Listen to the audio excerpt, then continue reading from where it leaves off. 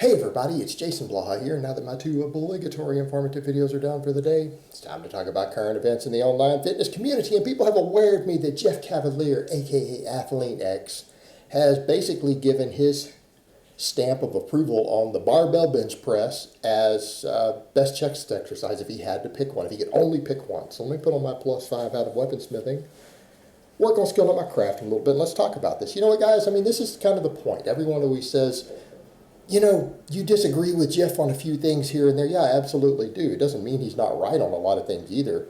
It's not like the guy isn't educated. It's not like the guy doesn't train anybody. It's just that I think that he markets a lot of gimmicky stuff and a lot of BS, and as some actual people with PhDs and things have said, he does promote a lot of bro science while calling it science.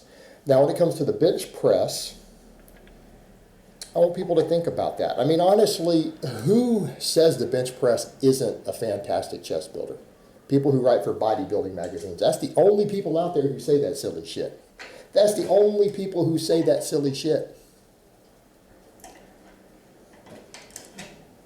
It really is. You don't see experts ever saying that. And by experts, I don't mean, again, guys who write for bodybuilding.com. Guys who wrote for Flex magazine 20 years ago. By experts, I mean people who have advanced degrees in biomechanics, who coach athletes, things like that. I mean, perfect example. Didn't Dr. Mike Israetel say a couple years ago, who again, PhD in exercise science, professor of kinesiology, competitive bodybuilder, competitive Brazilian Jiu-Jitsu guy. I mean, he actually said, you know, the bench press is one of the best upper body exercises there is, and it's a massive chest builder. He's like, I can't think of really anything that will put more size on your chest. He said something along those lines, and, you know, people were kind of shocked that he said that. But, I mean, does that shock anybody when people say that? And I think Jeff kind of broke it down pretty well, because you look at these different chest presses, and we can talk about the dip in a minute too. But he talked about these 3 chest presses. He talked about basically the cable chest press machine he has. Talked about dumbbell bench presses, and then he talked about the barbell bench press. And he kind of went through the problems with them, you know, that a lot of people will act like there's adduction of the chest on the dumbbell, right? You get a greatest range of motion. Of course, most people do it as a partial, which is kind of the hilarious part. I mean, how many people out there do the dumbbell chest press and they pretend that they're going to do it for the range of motion? Because that's the only reason, by the way. That's the only benefit to it. Anyone who looks at it understands that. That's the benefit, the extra range of motion. But then they don't come all the way down. They do a partial. And in fact, half the time, I would say at least 50% of the guys I see at the gym doing a dumbbell chest press don't even go as low as they would on a barbell bench. They don't even go to where the bar would touch their chest. At least half of them go above that. They miss the whole benefit, and he pointed out that's there, but then people talk about the adduction of the chest at the top. But the adduction of the chest isn't under resistance. That's just your ability to squeeze the hands. It's not, there's no gravity. There's no tension pushing against that, so you're just doing a squeeze. You're doing an isometric contraction, and the amount of weight you have doesn't matter, because once you've got it up there into position, it's there, and you're just squeezing the chest with locked elbows, right? Everything's locked out. There's not really any real tension there. And he kind of pointed that out. So when people think that that's an advantage to it, because you see that with a lot of bodybuilders, they get obsessed with this, can I squeeze it? Which is complete bullshit. Isometric contractions don't really contribute that much. They cannot compete with dynamic movements for putting muscle mass on you, right? They can't. And that's just an isometric squeeze. And even if it was under resistance, if you're having to reduce the weight on the dynamic part to get a squeeze at the top, you're probably shortchanging your development. And he did point that out, though. It does miss one of the functions of the chest, is that adduction at the top. But for most people, that's not really a problem. In other words, if you're really strong on all your movements anyways, very few people are going to have such a lagging chest that that's an issue that they really need that final performance element. And that is something I point out to people. That's a reason we want big full range of motion exercises. There are going to be performance elements or certain aspects in joint angles that are only going to be recruited through given parts of the range of motion. And that's true. And so if someone is seeking maximum development of something, you oftentimes do need to address those things. But they can usually be addressed with a big movement, right? They can usually be addressed with a big movement. Sometimes they can be addressed with one exercise. Yeah? Sometimes they can be addressed with a single exercise as long as it has sufficient functions through all the range of motion. You know, a weighted pull-up's a perfect example. You can build a fully developed lats off of a full range of motion, dead hang, chest to bar, weighted pull-up, right? And the little bit you're not getting with the scapular retraction, you're probably going to get with your deadlift. Kind of comes back to that other point of people trying to get that squeeze on the chest. But he points it out, it's not really there. And that you lose a lot of weight on the bar having to stabilize it, you have trouble getting it into position, everything else, and that ultimately when you compare the barbell to it, the barbell lets you use, in his opinion, through the same range of motion as much as 20% more weight. And as he said, and I agree with Jeff on this, right, this is a case to where I don't really find any flaws in Jeff's logic. I mean, it makes sense, it's correct. It's correct based upon my observations and experiences in life over the last few decades, last couple decades in the iron game. Yeah, it lets you use up to 20% more weight. And as he said, strength is the foundation of everything that we do, right? Strength is the foundation of all human movement. Strength is the foundation of hypertrophy, right? It all ties together.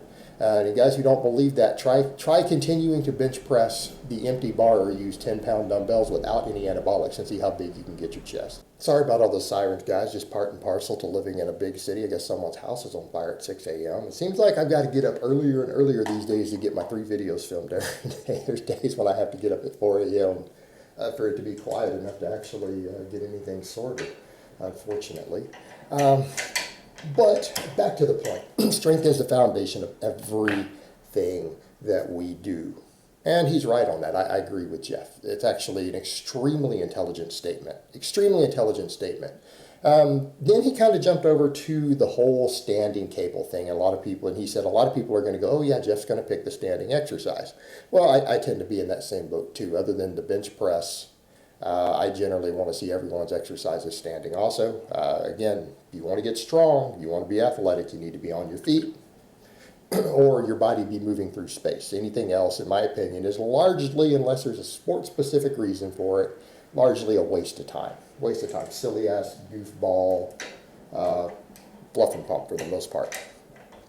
So, he said a lot of people are going to pick that. He's like, but I'm not necessarily going to. And his reason being, your core becomes a limiting factor, right? When you're standing and you're having to press, and he shows that your core becomes a limiting factor. And very few people are going to be able to maximize the amount of tension they can create on their chest while standing like that with their core, because it's going to be the limiting factor. How much can they brace against?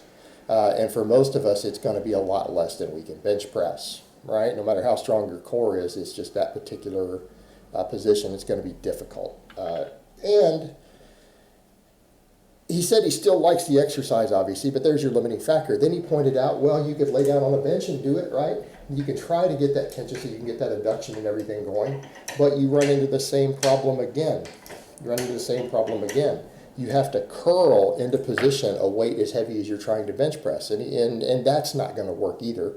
So again, he's right there, but the added caveat that he didn't add, that even if you did get it in a position, you did get a heavy enough weight, you have almost no tension at the bottom of the cables. You have just accommodating resistance, right? And again, that's an extreme accommodating resistance. The most tension on the pecs is actually at the bottom, right? You have more tension on your pecs and your triceps at the bottom of your pressing movements because of the angles involved. And so you have the least resistance there where you have the most tension. That's going to limit development. That actually in and of itself, because of that accommodating resistance involved with the cable there at the bottom, is going to make it an inferior chest exercise. I'm kind of sucks that he didn't mention that part. But then he ultimately went over to the abduction end and he said, look, I think based upon all these factors at the bench press, if I could only pick one, that's the one I would pick. That would be the go-to because it just has the potential for the most overload through an effective range of motion. It's a big, heavy exercise. It's going to get you strong. It's going to get you big. He's like, and the only thing it really misses in the chest is adduction of the chest. And he pointed out you could go over to a cable and you can do an adduction exercise for that one function of the chest you miss on the bench press. And I think that's kind of the take-home there. When we start looking at a muscle like the pectorals, he's right. The only function that you're not getting on the bench press for your chest is that adduction at the top. So essentially that means you can more or less, other than that one function and maybe a few fibers in the chest, you can maximize your chest development on the bench press. It's that people don't perform it correctly. right? They don't perform the bench press correctly to get the most out of it. And that's the reason people run into problems, because the exercise itself is overall, in terms of the potential, because of all the other limiting factors involved with these other exercises, it's a superior chest exercise. It really is. And again, you see a lot of guys will say that, yet you see tons of guys with massive bench presses who have massive chests. They tend to go hand in hand. There are very, very few exceptions. Very few exceptions. It works. I would say the only thing that rivals it is the weighted dip. And that's another exercise you see Jeff promoting all the time. So when it comes to those 2 points, I'm going to agree with him. I'm going to say this is a well-done video. I can be critical of a lot of stuff Jeff says, but this particular video, I think he did a really good job on it. I think he's correct. I think he probably overemphasized the importance of the adduction aspect because, again, I think other than a sport-specific application or maybe someone with an extremely lagging chest, who they've got their bench up to 315 for reps and for some reason their chest is still lagging, maybe. For the majority of people, not a big deal, but he threw it in as an added caveat. And as long as you throw that in as again, a little caveat at the end, I think that's perfectly fine. I don't think it's going to hurt anyone to do those exercises. It may not help them, but it's not going to hurt you either. All right, guys, but that's really all I have to say on that today. I hope it's been informative, and I will talk to you guys next time.